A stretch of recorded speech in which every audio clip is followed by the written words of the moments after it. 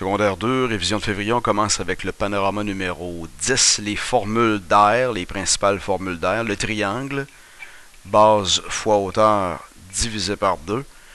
Le rectangle et le parallélogramme, c'est la même, base fois hauteur. Le carré, c'est la même que base fois hauteur, mais étant donné que le carré, on a identifié son côté par C, on dit C à la 2, C fois C.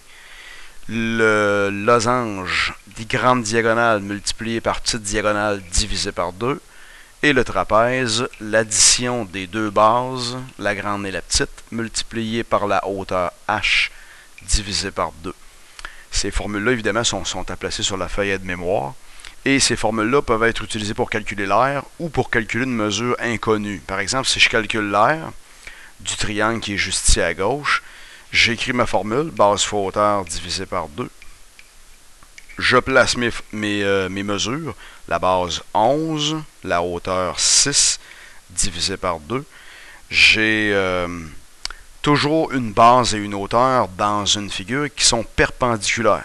Toujours perpendiculaires, que ce soit dans un triangle comme ceci, okay, à angle droit, que ce soit dans un carré, base et hauteur, donc c'est toujours perpendiculaire dans n'importe quelle figure. Donc 11 fois 6, 66, divisé par 2, 33 cm². Ça c'est pour, appelons ça une formule à l'endroit pour trouver l'air d'une figure.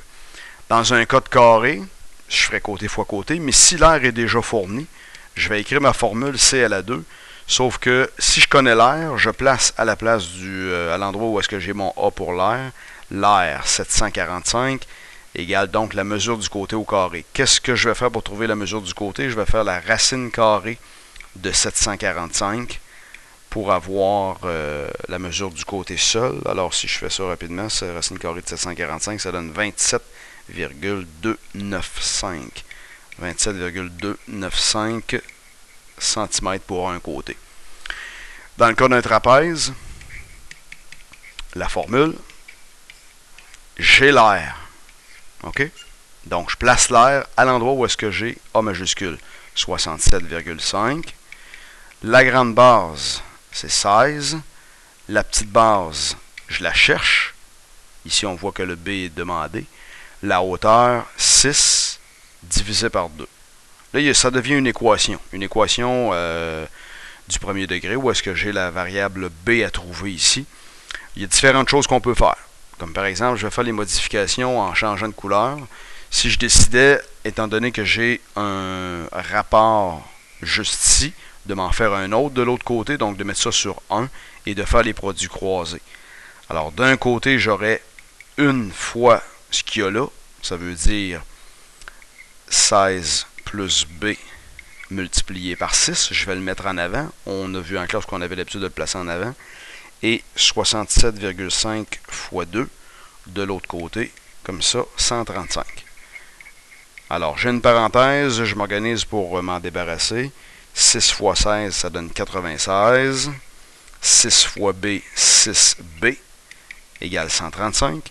Et on continue comme ça. Donc, on a l'habitude de fonctionner avec changement de barre, changement de signe. 135 moins 96.